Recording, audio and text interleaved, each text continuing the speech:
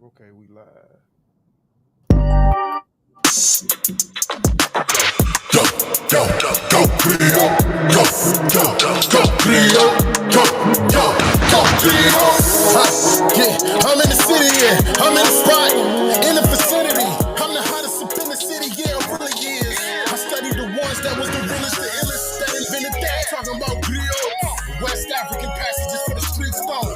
Adios mio, make it get about the Afro-Latino who fought their traditions from Africa's West Central.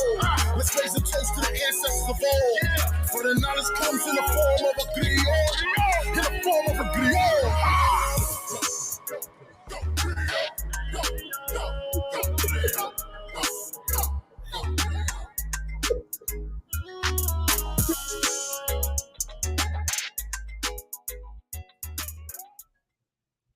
Give it up, give it up. Yes. Welcome to the Griots Podcast.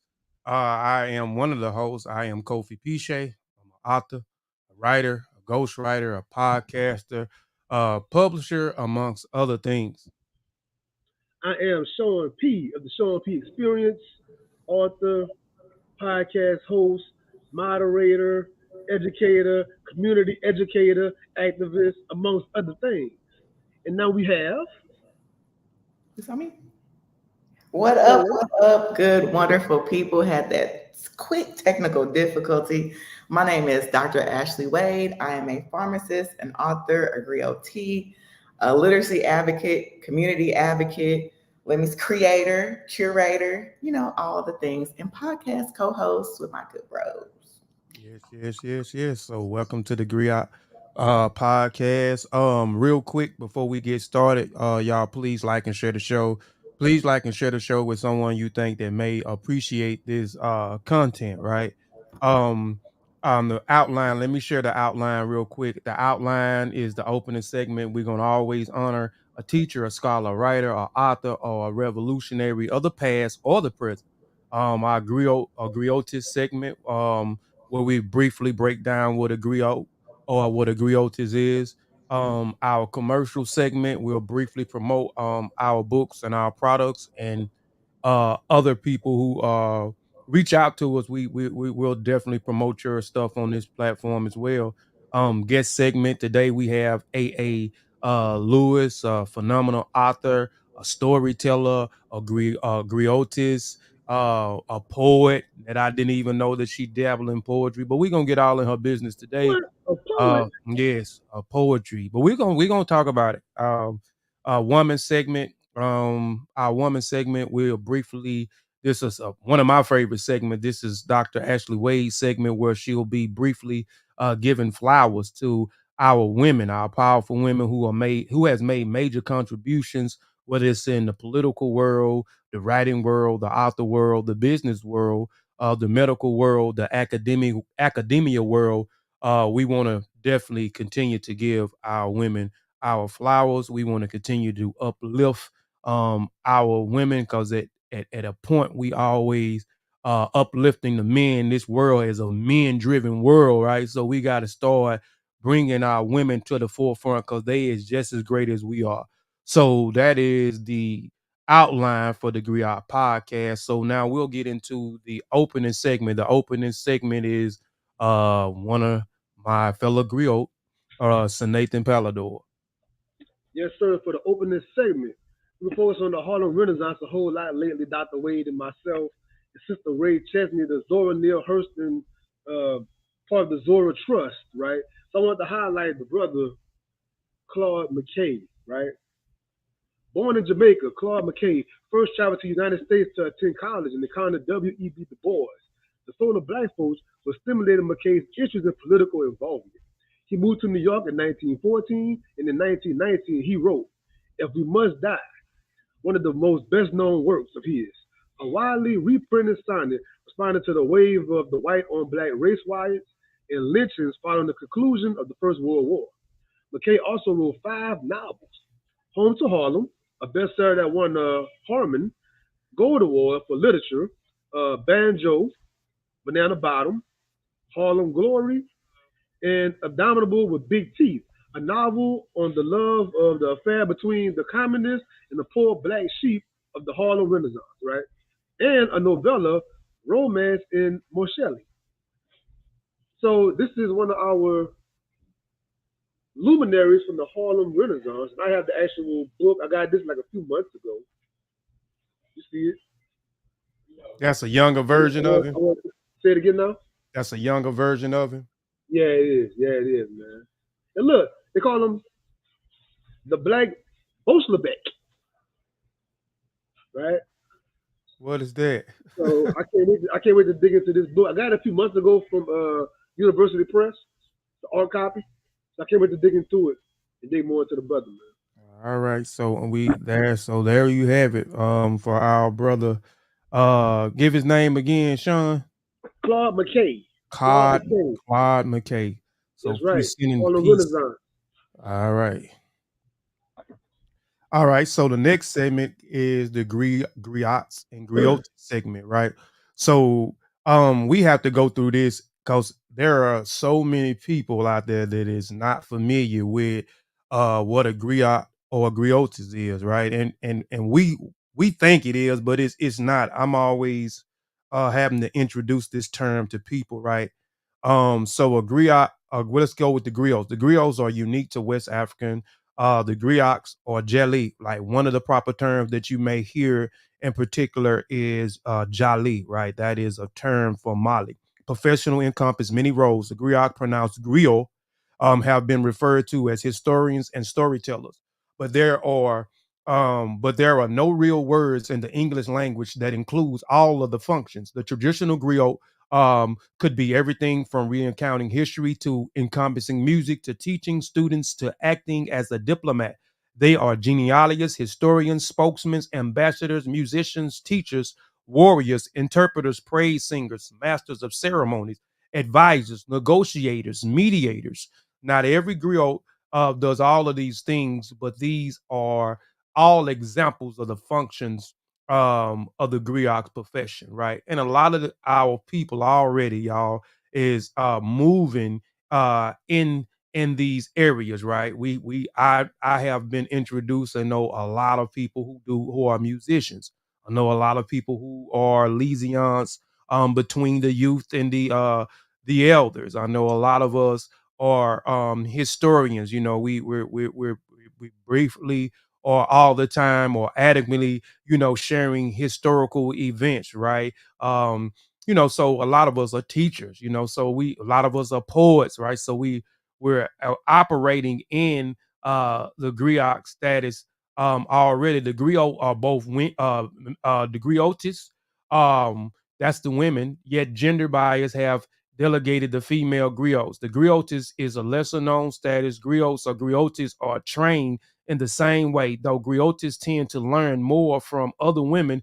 Traditional griotis socializes in history conveys through through the spoken word, while griotis focus on praise through songs. Griotis specialize in singing. Often, men and women perform together with the griots playing the kora and the griotis singing. Traditional women does not play instruments like the kora or the drums, but sing instead. But let me make a retraction on that as well, because the griotis um, also now plays instruments. Like what I'm reading right now, we're reading from a historical record, but we're reading from an ancient standpoint. Now we're pushing modern day griots and griotis and even our brothers and sisters that on the continent of Africa, specifically West Africa and Senegal, Gambia, Cote d'Ivoire, Togo, Benin, Ghana, Nigeria, and so forth. The griots and the griotis are modernized, right? So they're operating in the same capacity as the man is operating in, and they're teaching through singing, they're teaching through praise dancing, they're teaching through performance arts, they're teaching through their poetry. They're also delegated to help the young women in society, or when they're getting ready to reacclimate back in society, from the young woman becoming a young adolescent to a woman, right? So there you have it for the griots and the griotis segment right there. So the next segment we're going to go into right now, because we're authors, so we want to continue to promote our books and our publications, but we also have a guest on here, so we also want to run down a few of our guest publications before we get into the interview. So give us just a second. We'll get into the interview. Real quick, let's go to the modern day Griots and Griottes. Hold on, let me do this. Red Ranger, Red Ranger. Red Ranger, baby, power up. Power is up. So the first book we would like to show is the modern day Griots and Griottes. This is a book that got nominated for best black nonfiction, right? I was a little salty. We didn't win, but we don't do this. We don't do this for the accolades. We just do this because we're trying to push information out to the people, right? And make our people aware of certain things, certain situations, and empower them, right? So we appreciate it, but maybe next time we'll win. If not, we're going to continue to do what we do because it's not about the accolades for us. It's about us pushing this information and the impact, right? This is the modern day Griots and Griottes. This is the Kindle version right here. You can get it on Apple Books and Barnes and Nobles. It's available on Apple Books and Barnes and Nobles. It's available on another platform. I can't remember. It's escaping my mind at this time. Hey, Kofi. Who made that cover? My mind. Oh wow! I just want to okay, well, we can get into it real quick. The cover we generated, like we talked about this before in the book. Like I do arts and graphics, but now we have AI tools, right? And now we are learning how to maximize the AI tools. I have a lot of favorite AI tools. So this is from Midjourney. I typed in a prompt. That's something else I think that we need to teach. We need to teach prompt, how to insert prompts in the AI tools from using your mind, creating things from your mind, and then creating a prompt that actually nail your creativity inside your mind to the T. So this was created through Midjourney, right? Let me do a little Suge Knight. If you want your book made and not nobody out there dancing in the videos, talking in the videos, come on over to the road, baby. Come on over to the road. Most definitely. This is a book here, mine, which I'm finna take it offline. I'm finna take it completely offline, off of print on demand companies. This is As I Learn, We All Learn, sharing information with others, deepen your own knowledge. I will be re-releasing this book this year, around September, but it will actually be a whole new book. I'm going to pull just a little information from it. So the name is eventually going to change at the bottom, but there's going to be a series of As I Learn, We All Learn. So the first one is As I Learn, We All Learn. I can't think of the subtitle or the name. So each book going to have its own different subtitle dealing with certain things, right? So that's coming. Pre-sale coming. Yes. This is another book, Beautiful Lessons About Kimoyo. This is for the neophytes. Everybody know that I'm a historical buff. Everybody know that I'm a Pan-Africanist. I'm a Black nationalist. Like, so I try to educate people on African culture, tradition, and language. Right. So this book breaks down for the neophytes what African culture is. It dispels misnomers and misinformation about our culture and our tradition. Here is Mandingo Theory, another book by me, Mandingo Theory. So this is another book that highlights, the European woman. We always talk about the European man. We always talk about the Arab and the Sahara Coast slave trade, the European and Atlantic Coast slave trade. I talk about both of these in these books, but I highlight how the women was actually raping the men. They had brothel for men. So it wasn't just on the men, it was also on the women as well. So that's a great book. So Mandingo Theory, the castrations of Africans and the sex-crazed conceptualization. Who did that cover? I did, sir. Everything on here, I did. Yes. This is another book, Africa's Hair, Doing Before and After Slavery. This is a proud book that I did, right? I give my perspective on hair, on the culture, right, in the importance of our hair, the certain hairstyles. And I just did, and I'm grateful that I just did a Canadian podcast this last, Sunday. I was on the Canadian podcast for this book right here. Congratulations, Kofi. Appreciate it. Spirit Masters book, coloring book. This is education coloring book that I did right here. But on Sean's segment, we're gonna skip his books. We're gonna go straight into his we want to promote his book to the fullest. Yes. So it's now the March 24th. We're in the last few days of the pre-sale of the brand new publication, Sean P. The Collection of Thoughts. Sean P. the Reader, right? So what I did in the pandemic, I was able to publish 4 books during the pandemic, all Kindle books. I took all 4 of those books, combined them all into one paperback, right? And I also have brand new parts in here written by Dr. Wade's in the book all throughout it. Introductions. My man Koif is in the book. Forwards. I have other bookstagrammers in here. Reggie Reeves, to name a few. Other bookstagrammers in the book as well, man. So go out. There will be a link out. Go to same 3 different branches. Get your pre-sale copy at 25% off. Because whenever the 27th comes, it's going back to the original price.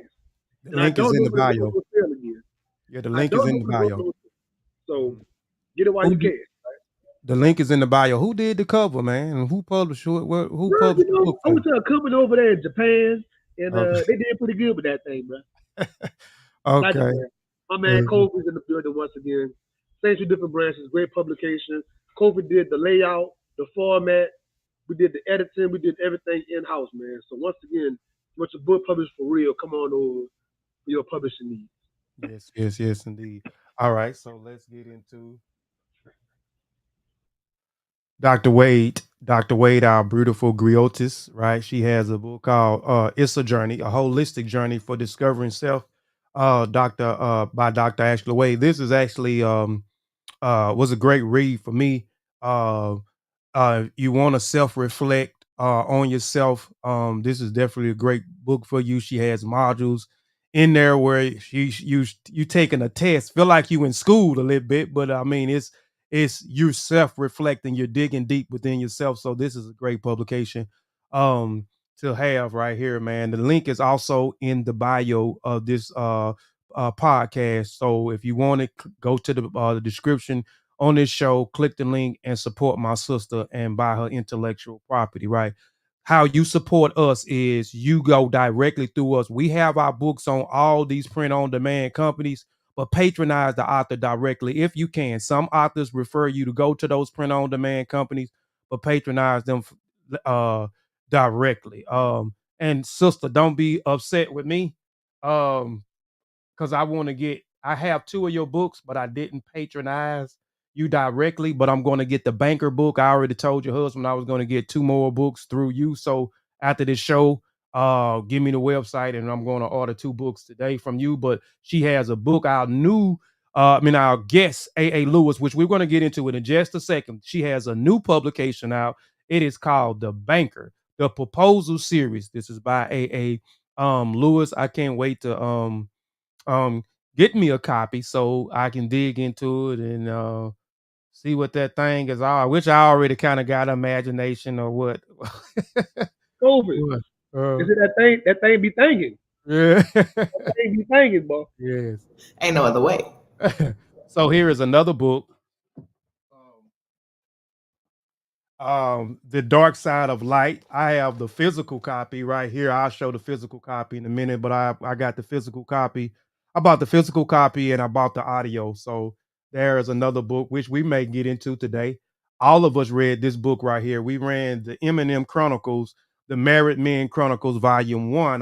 We also have a physical copy. I'll show the physical copy as well in a minute, but go support this sister as well. Hit her up directly. All of her information is in the description as well. Her Instagram page, her website page, a few other pages that I was able to find is also in there. So definitely support our great sister A.A. Lewis. Yes, she's a great sister. She's a phenomenal writer when it comes to character building. We're going to get into that.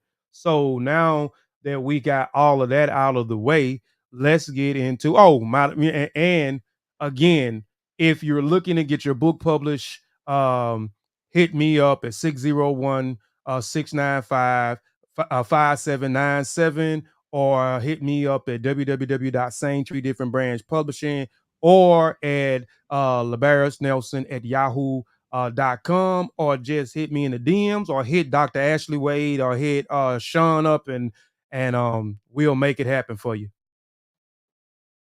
All right. So now let's get into the guest segment. So the guest that we have our beautiful sister, A. Lewis. So A. Lewis, for those who may be under a rock, for those who may not know who you are, could you please briefly introduce yourself? And it's okay to pop your ish if you need to pop your ish. Um, hey world, A. Lewis. I am a wife, a mother, a teacher, an activator. I write, and this is my literally, I write sophisticated books, which falls under urban contemporary, women's urban contemporary literature. Um, I am I love the word activator because that encompasses a lot of things that Kofi mentioned as a griotist that I am. So that is who I am. Hello world. I'm so happy to be here. All right, give it up for our sister and our Griottes, A. Lewis, one time, y'all. All right, all right. So let's get into, now we in the guest segment, right? I'm excited about this segment. So what we're gonna do, A. Lewis, we're gonna go back and forth. I'll ask a question, Shauna asks a question, Dr. Ashley Wade asks a question, and then it'll repeat itself.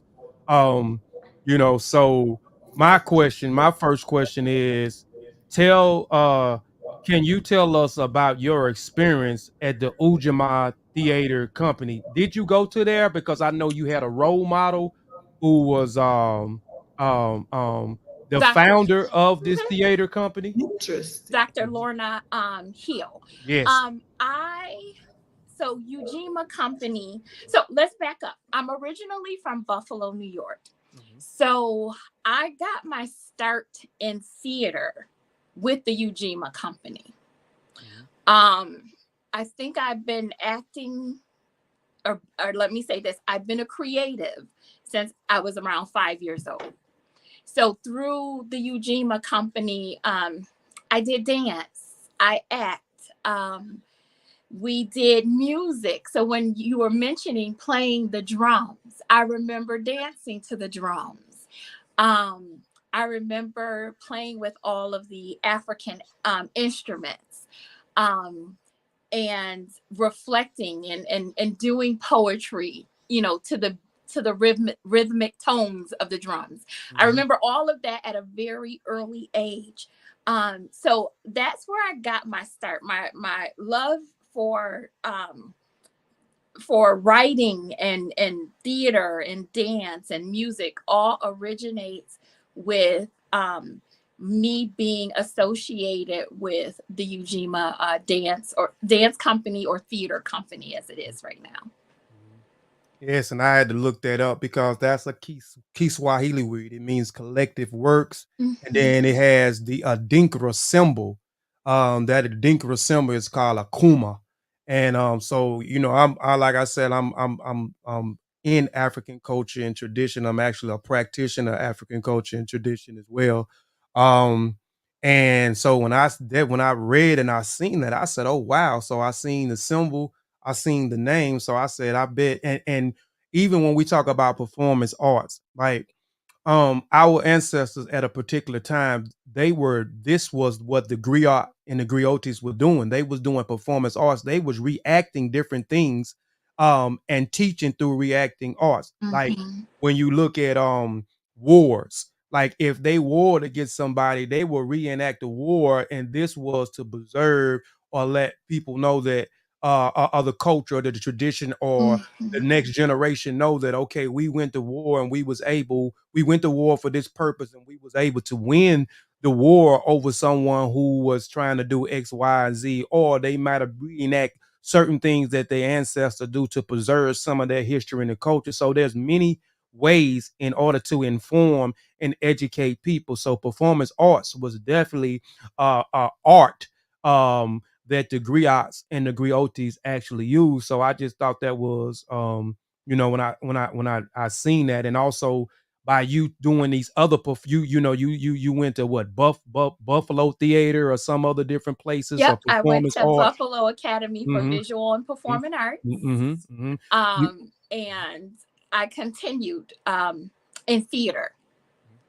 Um, and it was there that I got to develop characters, which I think plays an important part of my writing, is my ability to develop these different characters and literally walk through those characters' shoes so that I can make sure that, I'm bringing them to life in a realistic and holistic way. Mm-hmm.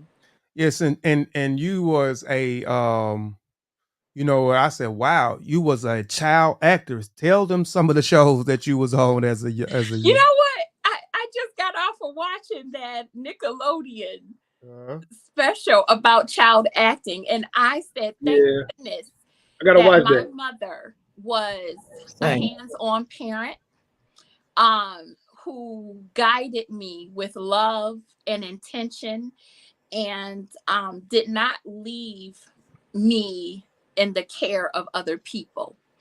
And because that was not my experience, while I do know that's the experience of a lot of child actors,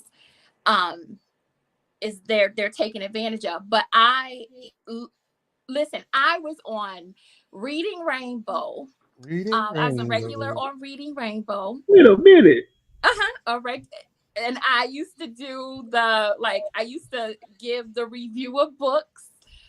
They would do location shots, and they would ask, like, what's your favorite this, or tell us this. And I was one of those kids for a couple of years. Damn. I did couple years on the electric company. And I also did a couple years on Sesame Street. So, Bruh, wait a minute. You can just skip all of my questions. You can just say right now. I'm done. so I'm through. Baby out. Yes, that's why I said I was impressive. Like I because I wanted to know how how were you able to develop all these characters? Like I started seeing all these books that you have. So I said, wait a minute, let me go look and see if it's a backstory, because now I want to know the backstory of this creative author right here that's creating these urban romance sophisticate. I can't even pronounce it, but Sophisticate. yes. The word Kofi, Sophisticate. Yeah, I'll tell you how I coined that word. But first, I'll answer your question, because in character development for me was nothing but theater improv class, right?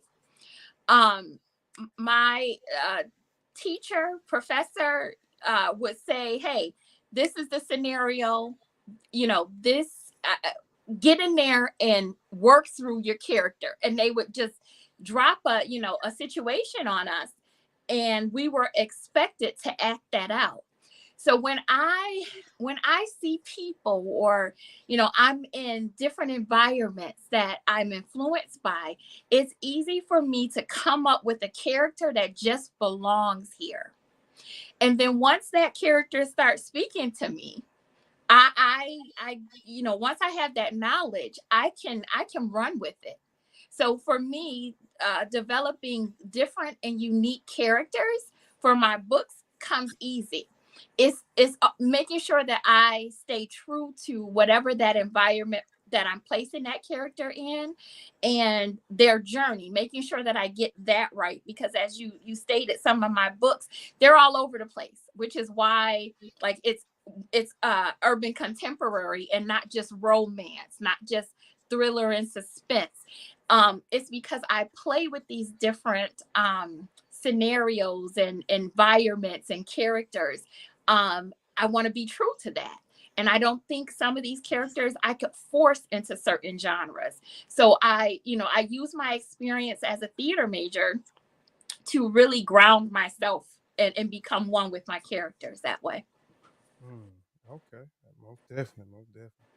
Ooh, man, I'm impressed. Give it up, man, for that. She Yeah, was a yeah, child yeah. actor. Great, She, great, and we're gonna talk some more because your great. story is I love your story. Like I really dug into your your past, right? I wanted to know exactly who is A. Lewis. You know what I'm saying? Like I said, after looking at your body of work, I only read 2 books. And again, that is the Eminem Chronicles, and this one was a challenge for me. Lord, it was a challenge for me. Yeah, But the dark side, of life, that's the right. But dark side of life. That's But but right. I heard, you know what? You read it, Yep. and I heard in another interview that, or when the audiobook, I don't know if it was the audiobook or you reading it, but you actually enjoyed it. So you yeah, were yeah, conflicted yeah, I by was the conflicted. Right. I read the audio. I mean, I listened to the audio first and then went back and read the book after I listened to the audio. That's kind of my new process, audio. And then it's quicker for me to read the book because after I listen, I kind of already know what's going on. So Mhm. I can kind of breeze through the book. So I enjoyed it. I listened all the way to the end. I almost shut it down after maybe chapter 2. Yes, he did. But I Okay, got now with I'm gonna read Sean. that one. I'm gonna Yeah, have to Yes, check he into did. that. yeah. So But let Not the I way you listened should. to it Not the way you because it should. was a good story. The story kept me reading. The story kept me in engaged where I wanted to know well what was going to happen next, and then I also wanted to know what the main character, how certain things about the main character, which you deliver, which I liked how you did that. You didn't give it all in the beginning. You had to read the book to get a full understanding of how the person ended up here, how the person, became who he was, and so forth. So Mhm. excellent and superb job on Thank that. you. So, but yeah. Well, see, and that's part of the Ratchet, my Ratchet style of writing. So I came up with that phrase because I'm mature. I'm not young. I'm sitting on 50 something. And what I like is, and what I've learned through life is that just because we age, we don't all mature. Mhm. There's still a level of drama that are in, that a lot of people display. And how do I make that, become the norm? Because some people say, they think, oh, well, you're 50, you're 55, you should act better. Some people don't know better, or our definition of maturity varies from person to person. So there is always a level of drama, no matter what age bracket we're in. So I don't want people to think, like love only exists for the young people. Out there now they're saying, if you're of a certain age, you gotta settle.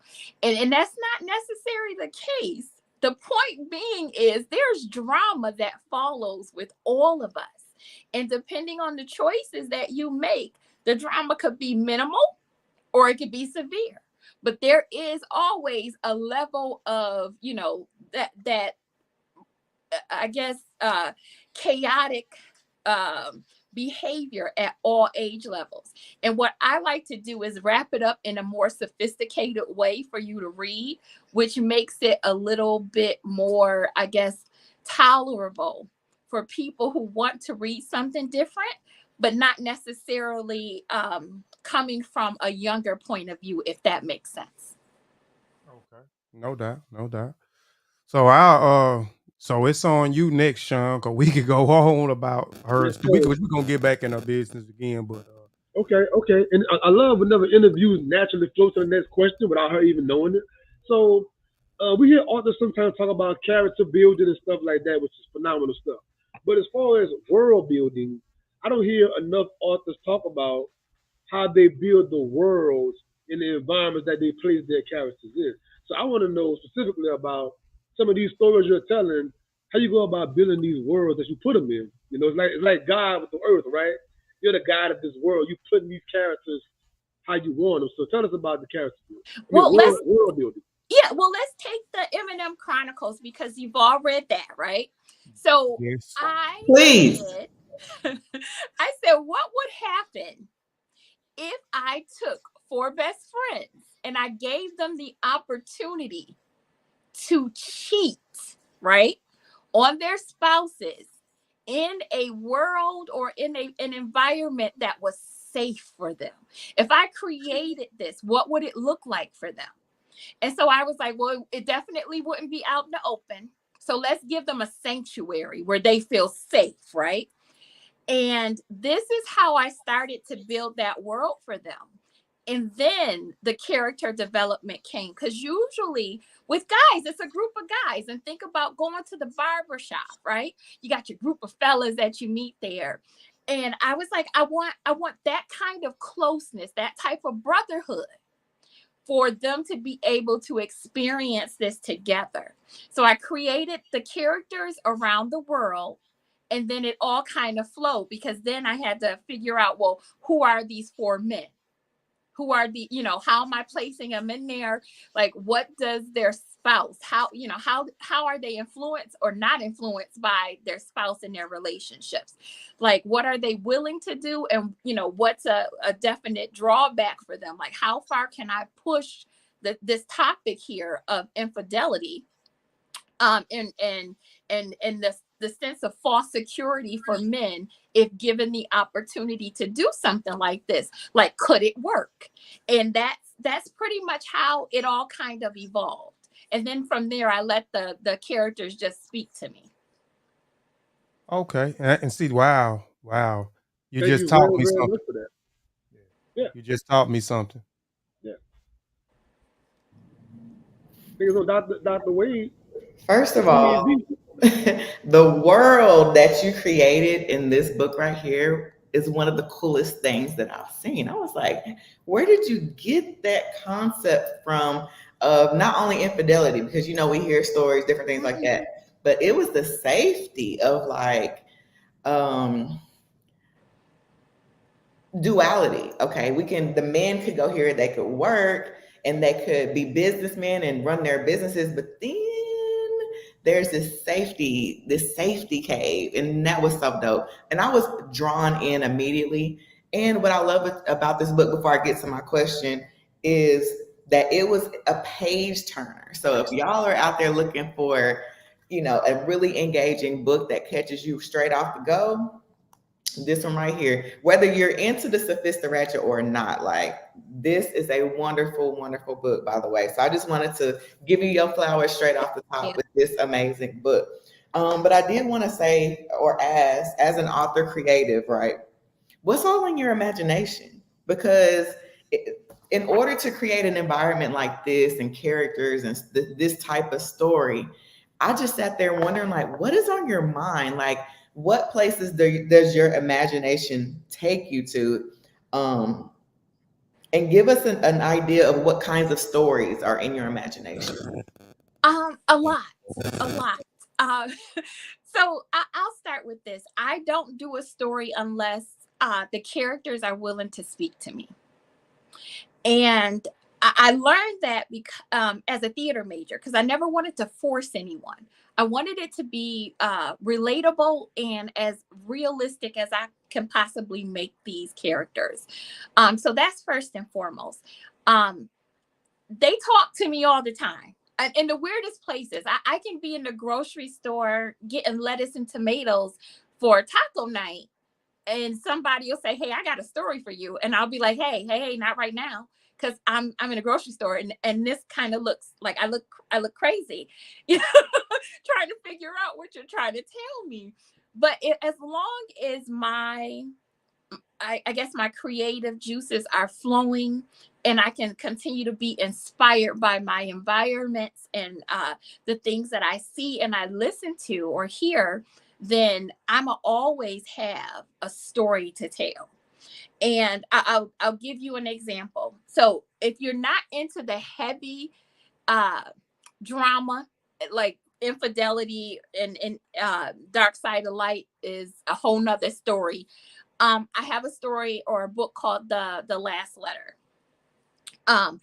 That book, I think, will probably give you the most realistic view of my writing style. And I say that because that book took place during COVID. And I thought about how, when you talk about my imagination going wild, in the very first chapter, I tell you exactly what happens to these characters. So I'm not disguising it. What I'm going to tell you is during COVID, I felt like my mental health was declining. And I sat back and said, well, it's not just me. I think it's the world, because we're all enclosed in the one environment that should be safe for us. And we're some of us, it is not our safe haven.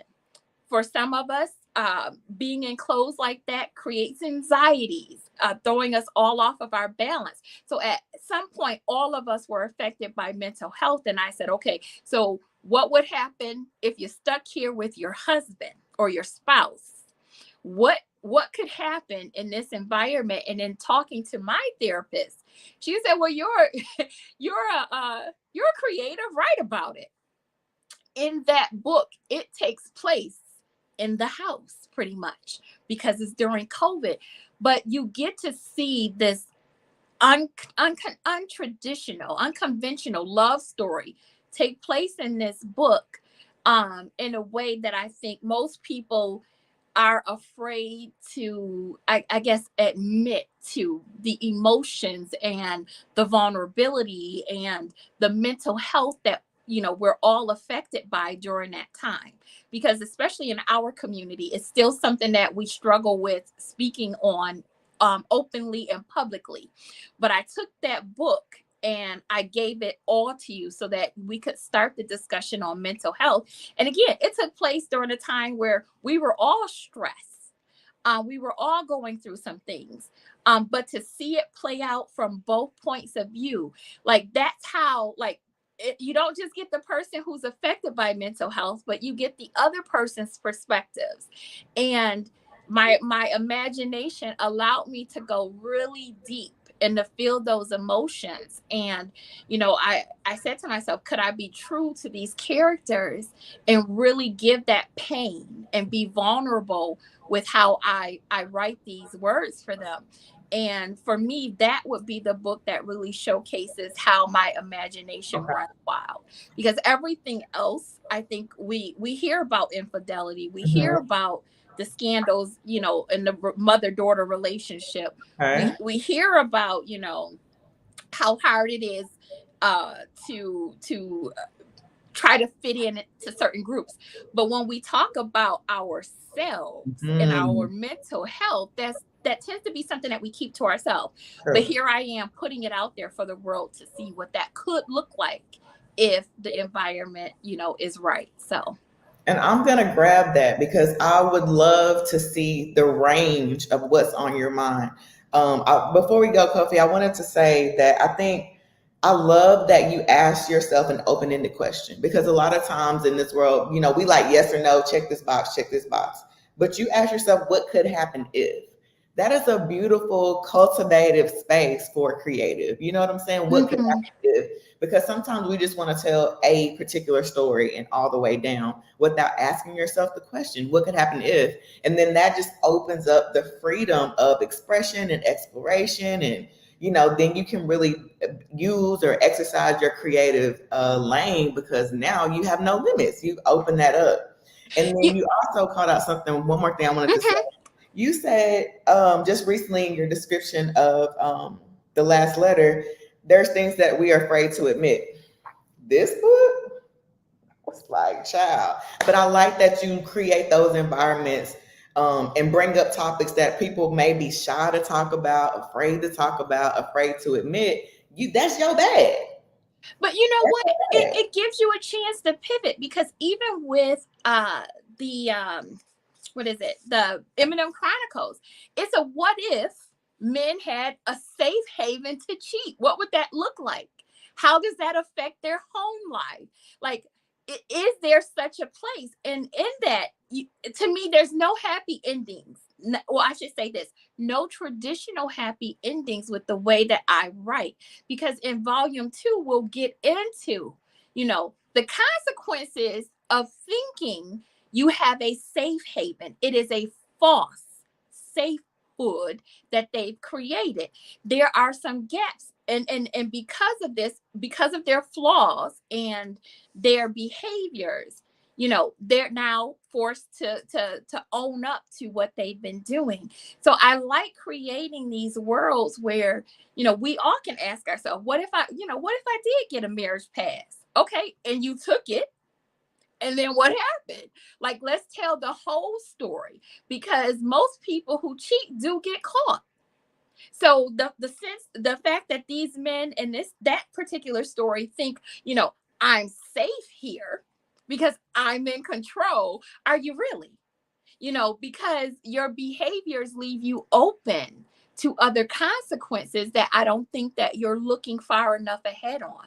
And as a writer, I have the pleasure of connecting those dots to make it as real for the reader as possible. Like, I love it when someone comes to me and says, that was my husband, my first and my second husband. I actually had somebody tell me that in that book. Or, I know men who do that. Or, me and my boys, that was me and my boys back in the day. And I'll say, and what did you learn about yourself through reading this story? Like, I hope you learned something. I'm choosing purposefully to go after topics that we normally don't want to talk about. We know they're out there, but I want to push your comfort level. I want these books to act as an agent for conversation. I know we got to go. We got to fly with the show, but I want to just give one little 10-second caveat. This is the power of fictional reading. Like, I know a lot of this space, a lot of things that we discuss is nonfiction and history and everything, but like, some folks think, a long time ago, even I thought, like, man, it's fiction, man, it's not real, man, what could I get from that? Like, all the things that we're talking about, you learn so much about yourself and people around you via these fictional stories. It takes the pressure off it having to be real. True. You really, really dealing with yourself and your thing or whatever that might be. So that's one of the powers of fictional reading. Keep it going, Kofi. And really quick, that didn't bring home to me until my husband narrated The Dark Side of Light. He had never read that book. He was not going to read that book. And in reading it, like narrating that book for me, he came to me and he said, I learned so much about myself through, this book. Something I was standing 10 toes down on, not going to engage. He was like, in my foolishness in this story. And I asked him, I said, but what did you learn about yourself? And it led into a very deep conversation, which I was like, that's all I'm asking is you go into anybody's book with an open mind. But at the end of that story, you need to be asking yourself, what did I learn about myself through this? Like, because again, I write non-traditional, women's contemporary. Like, I want you to feel something. Like, you cannot walk away from anything that I've written without having some kind of emotion. And I know sometimes I make people throw their books, they cuss at me, they scream and yell, they get in my inbox and tell me about myself. And I go, great, but what did you learn about yourself? So take me down that rabbit hole. What did you uncover? What was your aha moment?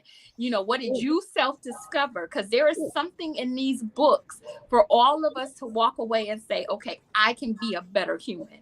I can be a better version of female center version. You're gonna be in your bag. Mm-hmm. In that female, if let me find a cave, you gonna be in your bag when you tell that story. Do you hear me? So anyway, I just wanted to thank you, Dr. Wade. You're gonna be in your bag with that one. Yeah. All right. Shoot, where I want to go? I want to go with I want to talk about like your story. I want to continue to stay on your story a little bit too, and we can kind of jump back because I want to tell you what like some things with the dark side of light if we get a chance to. But listening and reading your story, right, and you becoming a mother, and you left Buffalo, you got married, you had kids, and you put your passion on a back burner. So after 20 years of not writing, can you walk us through the process, what the process looked like to get back started? Because like I said, I appreciate D. Lewis. You said that D. Lewis, he always, told you about, hey, you want to you want to write, you want to start back writing, but you always made up excuses about why you couldn't do it. You had all these obstacles in the way. So I thought that was dope how he was able to eliminate all those obstacles in your way. So now you won't have an excuse. You don't have an excuse. He alleviated all those obstacles. Mhm. So, baby, get back to writing. So I like how he supported you on your passion, and it's been so long. But that's my thing. So it's been 20 years since you got back into writing. What does that, walk us through? What does that process look like? What were those steps like to get back into it after 20 years? Well, let me tell you this. The beauty of having a supportive spouse, right, is that me and Dee have been married for 25 years, been together for 27 years. That man knows his wife. So he knew I was going to have excuses. But I have been telling him these stories for years. And I would say, once I get it out there, this is the moneymaker. I'm taking this to film. This is a series. I would say all these things. And when the time came and he cleared the way for me, I was afraid to be vulnerable. Because these are my thoughts. And I felt safe telling them to him. I felt safe sharing, my the chaos that happens in my mind with my creativeness to him. But to share it with the world, because once it's out there, it's everybody's. And I didn't know how comfortable I was going to be in that space. And this is what he told me. He said, you write for you first. You have to love it. You love your stories. Write for you first, and the readers will come. And you have to remember, everything you write is not for everyone. And you're not doing this because it's going to be the moneymaker. You're doing this because this has always been your passion. He was like, so if the money comes, great. But if you write one story that connects with the reader, then you've done what you wanted to do. You were supposed to do. You've lived out your passion. And he was like, and you call yourself an activator. You tell really great stories. It's time for you to activate on your passion and put it out there and see what happens.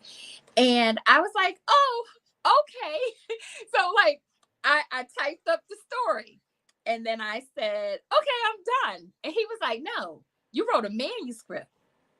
He was like, you got to publish it. And then I went down that road to figure out how to do that and what was going to be the best course for me. And it wasn't until I put it out there and I was like, okay. He was like, now keep going because you're not done. So when I coined the 716, that was my love letter to Buffalo. And I finished that series and he was like, and what's next? So he stayed on me because he said, I spent 20 years listening to you talk about writing and your stories. And I know you're not done with just that. And when like I said, when that man knew me, he knew to stay on me with encouragement. And I love the fact that he did it in such a way that it was enough to just push me softly. Because again, as artists, we're very sensitive about our stuff and to be thrown in the limelight. And I, like I said, I was like, I'm too old for this. I don't want to do this. I can't do it. And he was like, oh no, you can and you will. And we'll figure it out along the way. And I love that he was able to do that for me in such a loving way, that it consistently motivates me to continue to write. Because I always have to remember, I write for me. And if he reads my story and he loves it, then I know other people will love it, because we have that type of energy where like my vulnerability, he accepts it, appreciates it, but I can also accept his constructive criticism of my writing. And if he says, I think you need to go back and fix something, because, you know, if it didn't resonate with me, he was like, I know you're not happy with this story. And I'll be like, how did you know? Let me go back and fix it. So like, it's a level of truth there that we've developed over these years that kind of helps me continue to allow the world in. Y'all make me sick. Y'all make me sick. I think that's dope though, man. For real though, I truly do. When I was reading, and I was like, man, that's dope that you have your significant other that is supporting you every bit of the way. Your significant other is you know, pushing you and want to be involved in what you got going on. So I just thought that was just dope, and but I just wanted to know what that process looked like, because I'm like, dang, could I do that if I stopped and started back up in 20 years? Would I be, you know, what, you know, could I do it? So I just thought that was dope that you was able to, after 20 years, It was hard. come. It was hard, but you. Kofi, I lived in the world of banking. I was a business banker. And it's so black and white, because it's a lot of regulations and a lot of policy and procedures. There's no room for creativeness in that world. So that's all I've known. Like, I've only known corporate life, you know, for the past, you know, almost 25 years. And I did not allow myself to be creative in that space, because when you're juggling a family, a career, there's no time left. And children, throw children in there.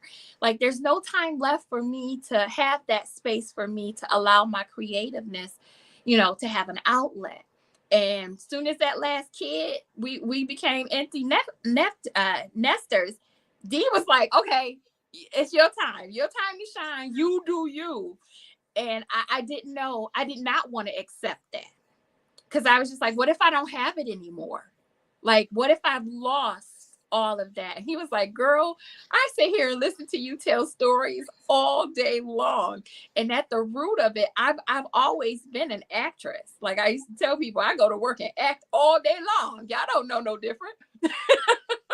I sit up there in the boardrooms and I do presentations, and I am acting like, you know, like I care, you know. But now it's time for me to actually care about me. And this is a gift that I have, and I need to use it the way that it was intended for me to be, you know, to wrap myself around it and to use it. So, All right, thank you for that. Before I go into my question, I want to say something on the backside of what you just said. I saw a small video days ago with Dave Chappelle talking on the interview. He was saying, like, after so many years playing with words and phrases and jokes, like, he's always making jokes. If he's just chilling somewhere and something happens, his mind's always. For us creatives, you never stop creating. It might not be publicly out there, but the process is always continuously happening. It don't stop happening, you know. So, and to piggyback on that, no, you're right. Like, at the heart of it, I've always been a creative. I've known that since, like, pretty much by the time I was 2, I knew that. I knew that I was a leader, and that people will follow me. I knew all of that at a very early age. The problem is you get into these societal norms that tell you there's no space for that. So you what do? You assimilate, and I did that very well for 25 years. And it's not like American Sign Language. Like, I knew American Sign Language when I was younger, and I got rusty. It's not like that. You do forget some things, but the heart of me being a creative, once I opened up the laptop, the words just flowed. The stories came, and they keep coming. So you're right. if that's what your passion and your gift is, you never lose that. You might think, I'm rusty at typing or something, but you don't lose the very essence of who you are because you take a break. And that was something that I had to learn. That was just fear talking. That was me not wanting to accept this power that I have, this gift that's been given to me, because I was scared, and that's not what, the universe and God have in store for me. They're saying, you're going to write them stories and you're not going to worry about anything else because the foundation has always been within you. So it says not on you, it's in you. It is in you. It's in you. Yeah. You know what I mean? So my question, I want to highlight this thing is important. We're on YouTube. And, the Bookstagram world know, but I want the whole nation to know. Tell us about what you did for the past few years with your online, your book event you've done, highlighting hundreds of Black indie authors, right?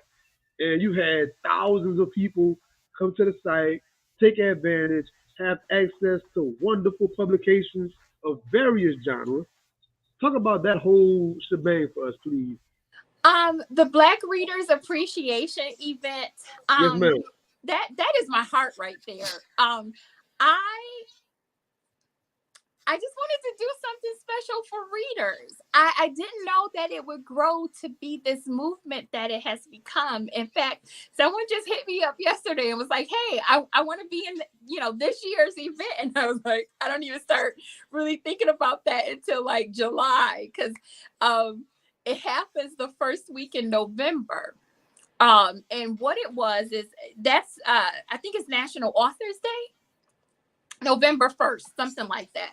And I said, you know what? I have been celebrating myself all year long. There's Women's Month that we're in. There's National Black Authors Day. There's National Indie Authors Day. There's so many days where, as a creative, I get to celebrate myself. And I said, no, let's do something nice for the readers.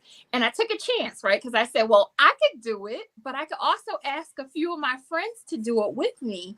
And, I asked 5 people turned into 10, which turned into, 30 and 40 other authors joining me for the event the first year, to well over, I think last year I had maybe 250 authors and hundreds of books from all genres. We literally had, I had bestsellers. I had everybody. And I become the queen of dipping in people's inboxes. Because the one thing being a child actor has taught me is to devalue the word no, right? Because a lot of people will put a lot of emphasis on no, the word no. No means not now. And maybe it's because I haven't explained the benefit of participating. I haven't given the why you should and how this, how collectively we all, the benefit from doing something like this. But nobody said no year 2, which I was like, yeah, what? And, even with technical difficulties for last year's Bray, there were over 100,000 readers that logged in and downloaded books. And I said, what we don't understand is, yes, I'm asking authors to give these books away for free, but I'm putting it in the hands of active readers, right? That at some point we want them to flip those pages. And that's where you get the benefit from. You get the monetary benefits from that. You get new people in your newsletters because they've been to your website. You now have a new engaged reader who's going to buy that next book you put out versus getting something free. Like, there was so many moments of activation in the community, both on the reader side and the author side, that it's just a beautiful celebration of literacy. Because I had kids' books. There's like, Bray has been my baby. And next year, this year, I hope to make it a little bigger and better. So I'm excited about what's going to happen. Invite us, please. Oh yeah. Listen, I dipped in so many inboxes. I said, because for the person who doesn't want fiction and wants nonfiction, wants history, wants cookbooks, wants, somebody's journey to reflect on. We need all of that to All show the up stories. for this event, Yeah. because this is the one event that you don't have to travel for.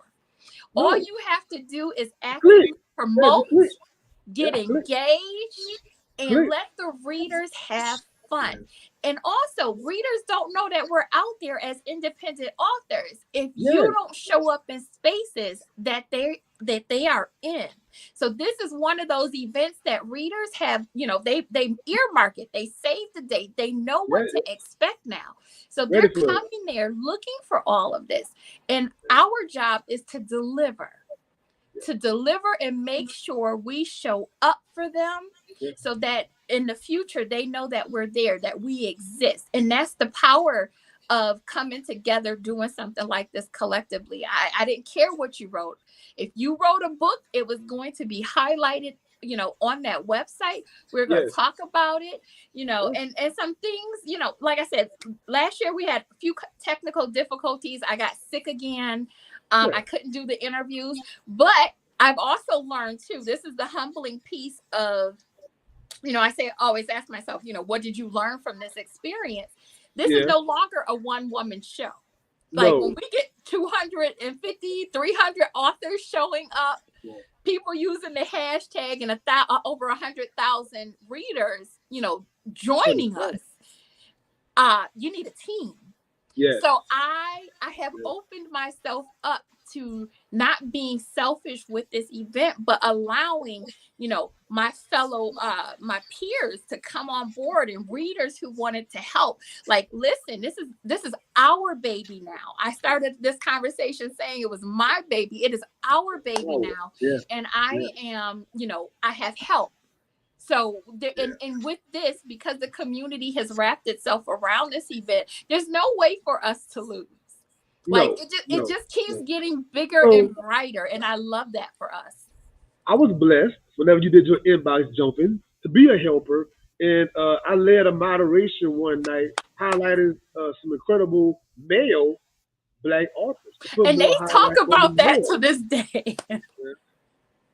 I was so appreciative of you doing that. And like, Yeah, sure. I guess in the moment, I didn't realize the caliber of authors we had on that panel.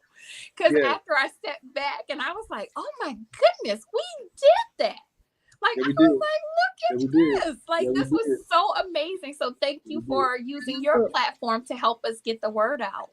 Sure. I want to give two caveats real fast, right? One thing, from an anonymous author, I won't say her name, he told me in private, his individual site, just based off being a part of this, he had thousands of viewers on his site that would have never been there. So back to what you were saying about the authors taking part and participating in something like this, the potential for exposure you would have never had on your site, the traction, that possibility is large. And while they're on your site, they're buying merch, they're doing other little things on your site that would have never happened. That's incredible. It is very advantageous to take part in something like this. And the second thing, as far as my consumer opinion, man, if you're a Kindle ebook lover like I am, I got over 1,000 Kindle books.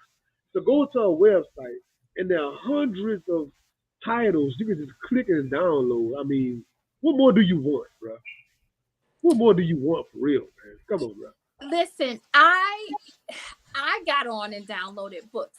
The beauty of the Black Readers Appreciation event is that it's for everybody. I true story, and you're gonna laugh.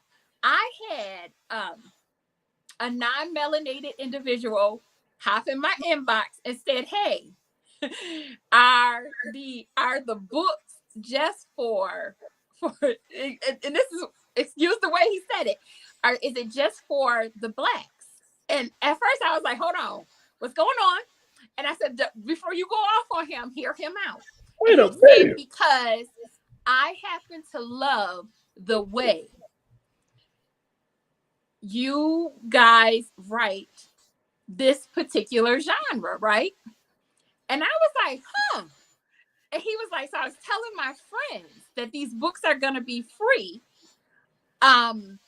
Can we download them? And I said, sir, download your heart out. Because apparently you've been patronizing us all along. Like, you've been purchasing these books. Go ahead and get you some of these erotica books. Like, I don't care. You're a new reader. Go on and enter this world secretly. Don't tell nobody again. But it was one of those moments where I was bigger than just me. This is bigger than just us. We have the potential to gain new authors and or new readers through this event. And the monetary piece of it, like you were saying, the traction to websites, the buying of merch. I know when I do the event from a personal level and a piece of transparency, I am paid, from January probably to June off of from Amazon, from the activity that happens just within those 5 days. So think about that when we're talking about like sources of income for independent authors. Like, this is huge because, and I'm not talking like a couple $100, this is a money maker for us just for participating, because they're also purchasing some of my other books, but they're turning those pages and being engaged with me. So not only is my newsletter, the send outs for that have increased, but also sales across the board tend to increase because of that engagement. Sister, I want to prompt you one last time. I'm gonna be quiet, cut my little mic off. But the business of books, right? You're saying the key phrase that a lot of viewers might not understand if they're not writers themselves. You're talking about page turns. Mm-hmm. For those that's not familiar with Kindle and Ebook, how it goes, the business of it, tell them about the importance of page turns and people like going through your work, finishing the work, whatever that might look like. Yeah. Give them a little bit of that if you can. Well, I don't know how I'll say it this way. Page turns count for authors. It's how we get paid. It's a very minimal amount. So the more you turn those pages, when you do that review, when you tell a friend to tell a friend to tell a friend about that book, and they download it and turn pages, that all equates to a payout from the platforms that we're on. The other piece of it is the review. It's not just enough to hop in my inbox and say, sis, I love that book. I actually need you to write it. As soon as you finish the book, your Kindle will alert you to the page where you write the review. Write the review. Just don't get a stars. Write the review, because what that does is it positions us after the first 50 reviews. It positions us to another level of readers within Kindle and on Amazon. The algorithm. And we go, it goes in increments, and I'm not sure if this is still right, but it goes from 50 to 100 to 200 to 300, 500. And then the more exposure we gain from that, all is generated because of those reviews that you do. So good, bad, or indifferent, write the review, because it helps us in the long run to gain those page turns, so that we can, so that this writing and sharing our stories becomes profitable for us. Yes. So to give an inside view real fast on my book, What's Your Kick, the e-version, when I go inside my dashboard, hypothetically, I can tell on this certain date, Dr. Wade, it won't say your name, but just say a reader read 40 pages. I can tell on a certain day, you can see a trajectory of a calendar. These many pages was turned in a certain amount of time. You see all of that in your dashboard. I'll leave it at that. Dr. Wade is next. Storm.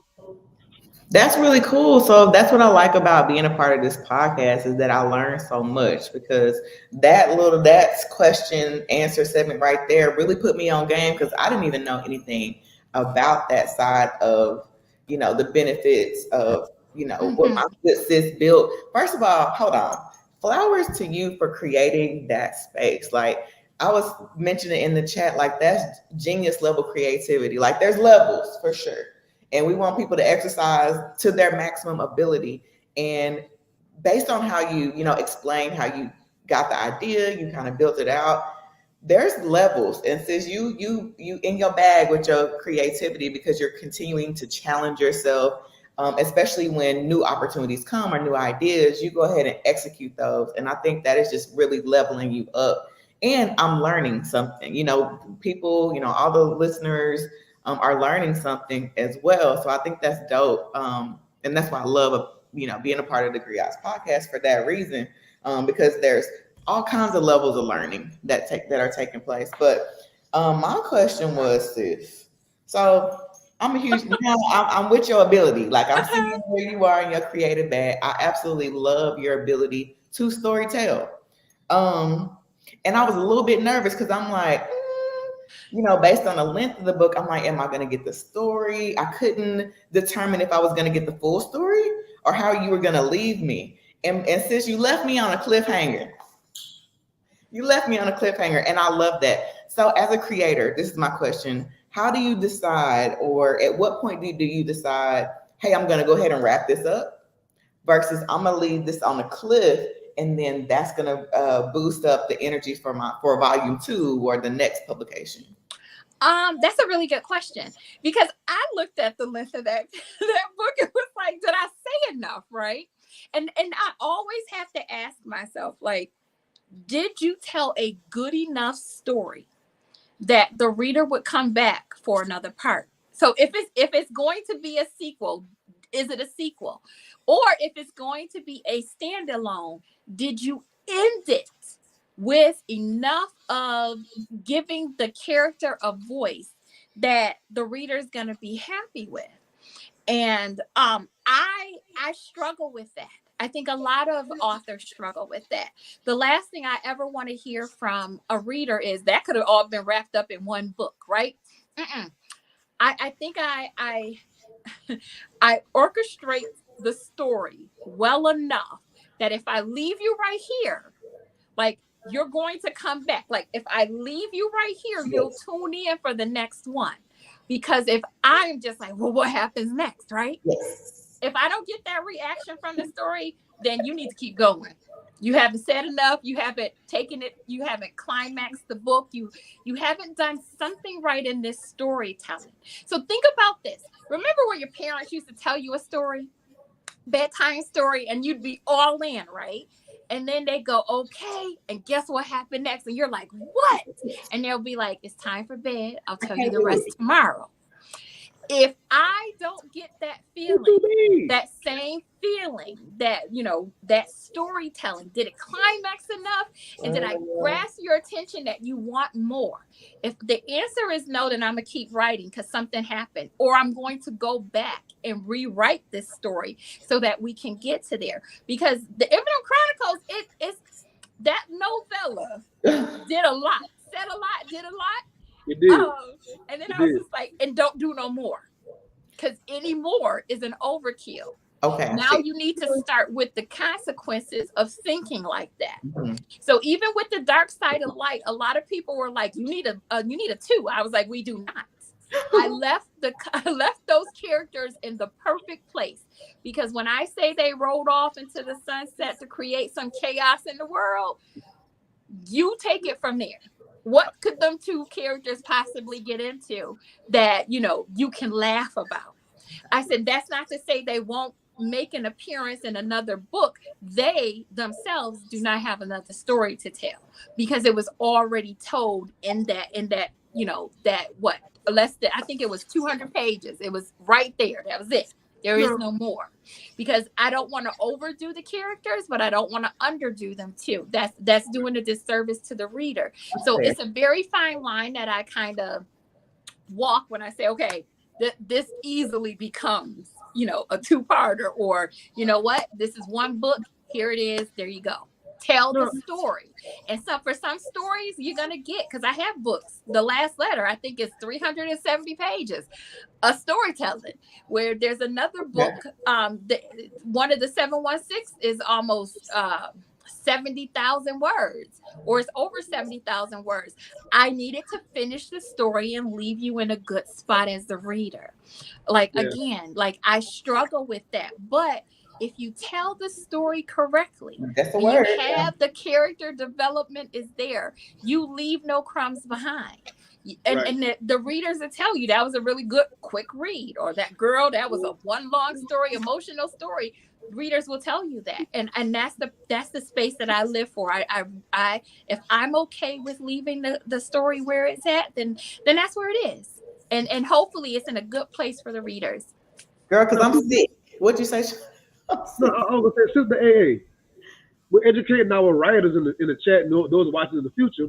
This is the business of books, right? So something that we talk about a lot in private, Kofi and I and some other writers. There is a business side to this. Like if my book is so many pages, it does cost me a certain amount to print this book. So therefore, my price point got to be a certain amount to make a profit because it's a business. So Right. is it ever a business decision? Is the question I'm asking. Okay. No, not for me. Okay. Cool. No, you know what?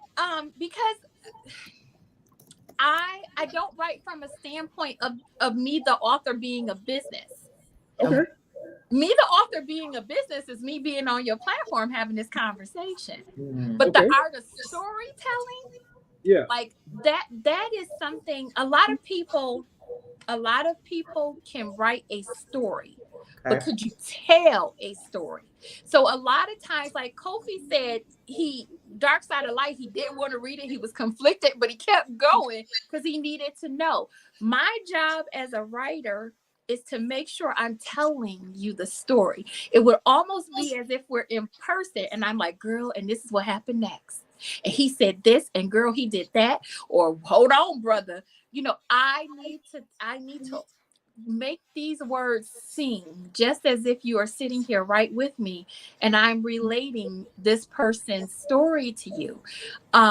It's never about the page counts. Because even in my new book, I'll share this real quick. The new book, I did some things in color in there.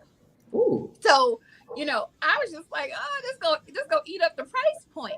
But it led to the story. It gave what I decided to do was important for the story. So it's always, how does it contribute to the overall sense of the story?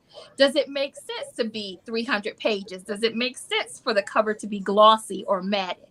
Those are all things that give way to the story. And it's never for me about the bottom line, because that'll come eventually. If I do everything right, I'll get to the money piece of it. I'll eat up the cost one way or the other. But does it lend itself to the story?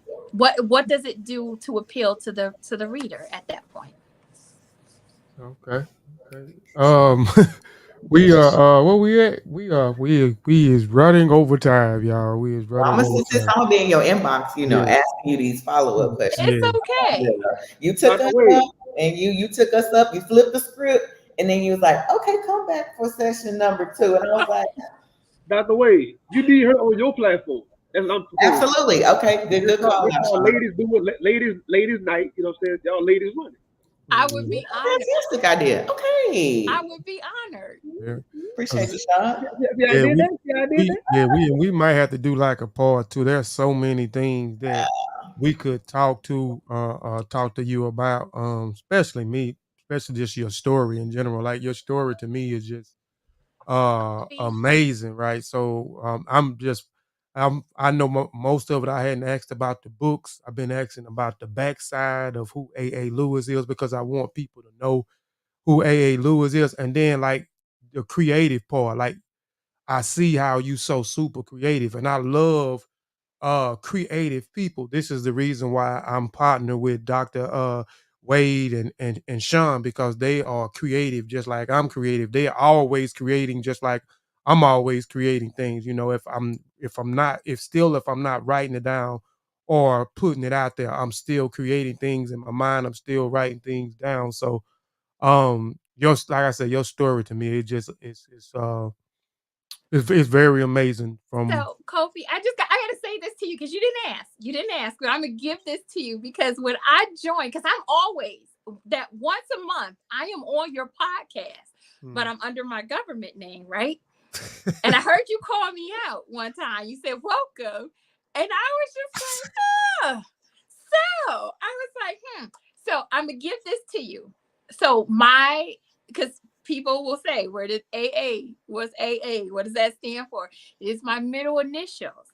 But you Lewis is fine. But you went to pronounce my real name, and I was just like, you're just gonna murder my I African, tried. my Yoruba name. No, it's okay. Oh, So listen, I'm gonna give this to you. I don't usually tell people the government name, but it is Soyemi Enike Ayo. And because I do not have an African surname, it's almost like an incomplete sentence. So Soyeme is the name given to the firstborn male of the family. And I am the firstborn female. So I could either say Soyeme or Soyani. And so I am Soyani Enike Ayo. So you are, and your ancestry goes back to the Yoruba people in Nigeria? No, my mother is an artist, and she traveled abroad. And I knew we all have Afrocentric names. So when they went to name me, I'm the firstborn granddaughter, firstborn daughter. So I am, that is how my name came about. So I am richly blessed, destined for greatness, but trouble. Yes. I'm familiar when you start going into it. I'm familiar with the We Yoruba need that people. used more often. And This AA thing not gonna work no more. Yes, it is. AA is officially it. We can't say nothing else but AA. But be proud. But be proud of that. I love that, man. That's phenomenal. Be proud of that. That's powerful. And look into, if you haven't, look into the Yoruba people. Look into the Yoruba people. I have. And their culture. By her being an artist, and yes, I am very well cultured in Yoruba. I want to. That's my dream. That my dream vacation is to go to Nigeria. Okay. So we getting the Nigeria story? Yes, most definitely. Are we getting the Nigeria story? Is that I'm hearing that? If I were to ever travel, if I were to get over there, let's put it out there this way. When I go to Nigeria, when you go, and I am comfortable having traveled the streets and speaking to the people in the chat, bring you. I will gladly write about the adventures of somebody going to Nigeria. Yes. But until I'm only comfortable writing about the places and things that I know for sure. Like so, but yes, that would be awesome. That done raised, made me like you more and more once you explain that. Like I said, because I'm a Pan-African. I'm that's what I've been doing the past 13 years. I've been entrenched in West Africa culture and tradition. So I know a lot about each one of those cultures in West Africa. I'm a firstborn as well. Kofi is firstborn. Piesie is born on Friday. That's a Ghanaian name. My ancestry goes back to Ghanaians on my mother's side of the family. So I'm a firstborn as well. So Kofi Piesie is firstborn, born on Friday. See, when you live in a household, my mom speaks French and 7 different dialects. Okay. So when we talk about language and culture, like growing up, my write-on magazines did not come. They were not the American version. They were always the overseas version because it had to be in French. So yeah, she speaks she's 7 different dialects. So if it's an African French dialect, my mom probably speaks it. Okay. All right. Yeah. And just so y'all know, my mom probably hearing this. I'm a firstborn son and a first grandson. So we need some razzle on my name too, Mama. If y'all been listening, I need some sprinkles on my name. I'm like, I'm the firstborn. Let me get some razzle. Yeah. But let's get it. But don't leave yet, not Dr. Wade, but AA Lewis. Let's get into the woman segment. This is by our beautiful sister, Dr. Ashley Wade. Yo. First of all, thank you, Kofi, for letting me curate this piece, because especially today, this is going to be a special experience for me because I actually know this person. Would you mind showing her image? You gave me an image. Yeah. Oh, I'm sorry, sis. I'm gonna go That's ahead true. and But is it a picture? If I can share yeah. my screen real picture, hold on one second. Let me see. Okay. Cause let me do this. I'm gonna do this. 1 second. I know Kofi gonna find a way. Hello, Red Ranger. Yeah, let me just. Red Ranger activate. Powered up. So while Kofi is putting up this beautiful image, I'm gonna need you, Sister Lewis and Kofi, to talk. Y'all dialect and whatnot. Kofi got all this African tradition and culture, spirituality. Y'all can make this story happen, man. We need it. Our children need it. Our babies need it more than anything. Babies need it. You know what I'm saying?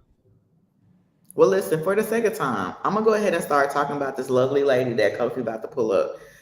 It's great because I know her personally, and so when this opportunity came, I was like, "Dang, I can talk about some people that I know," because I love the fact that we all are connected to amazing people doing amazing things. So, who you're gonna see in just a moment is Dr. Lanita White.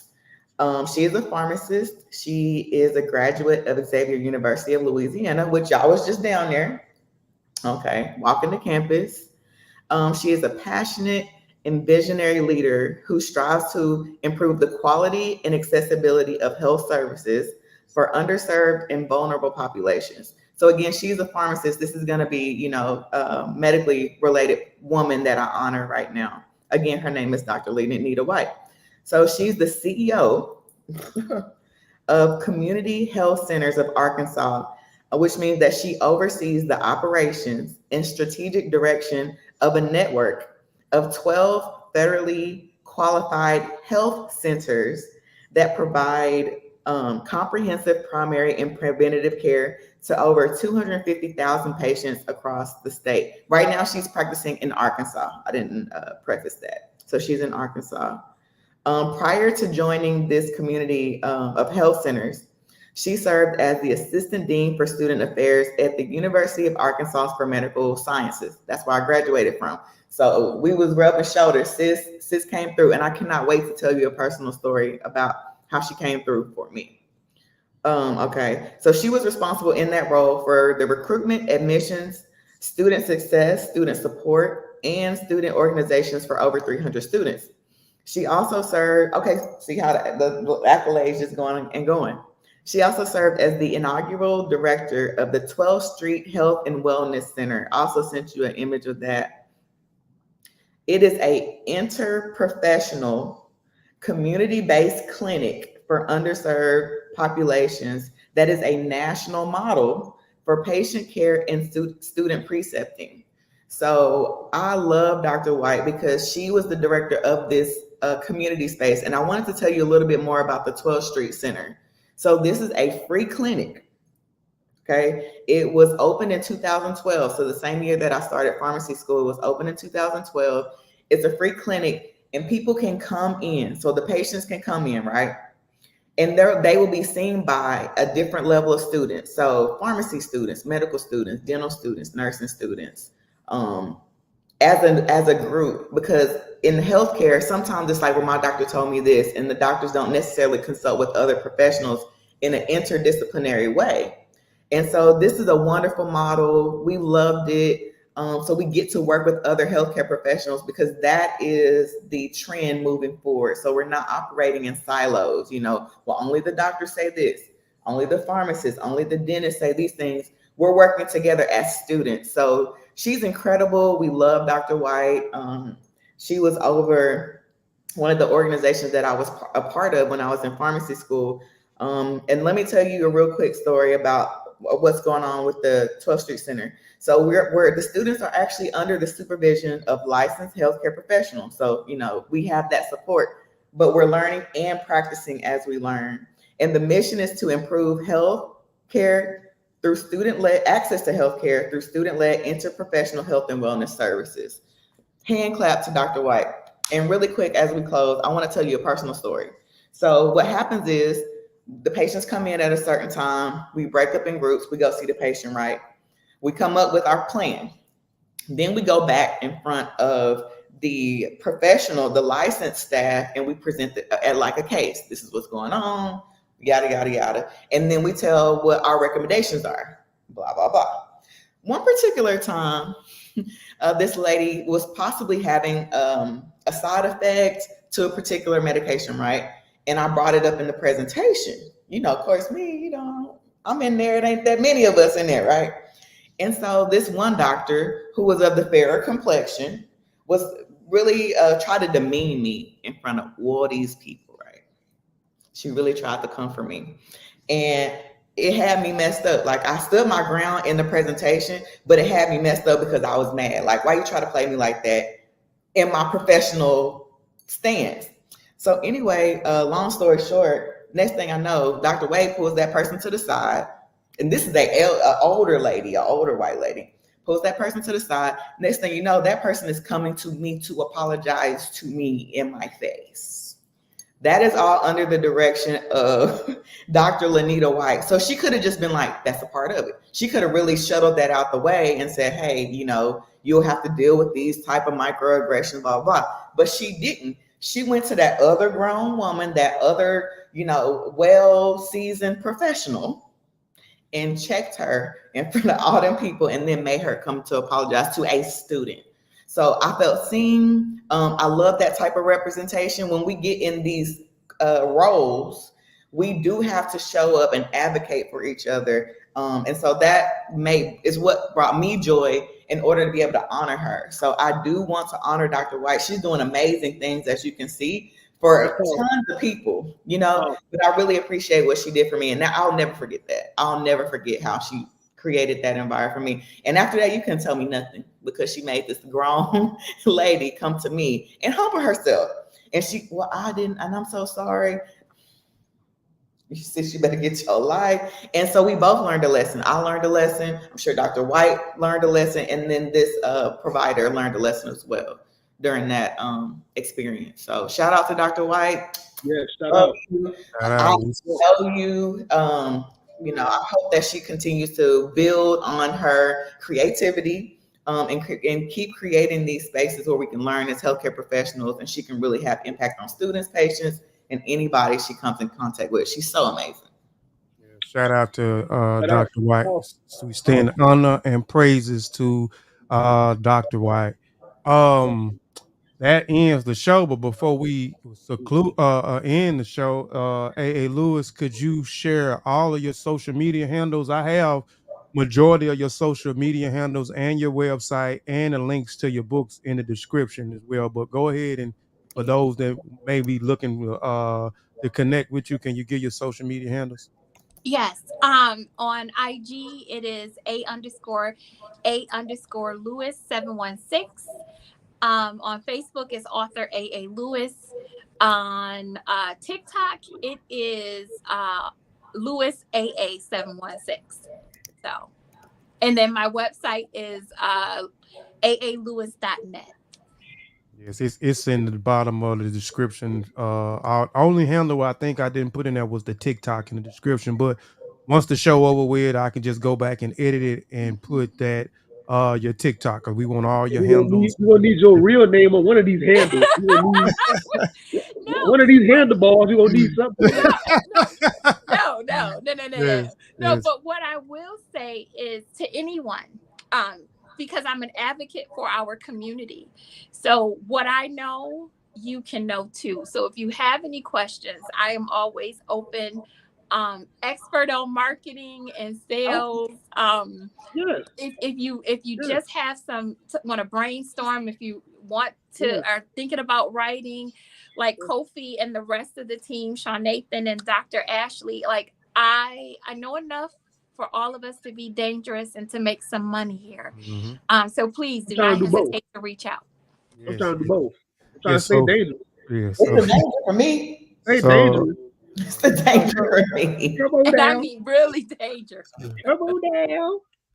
So give it up for, let's give another applause for our beautiful guest that came on.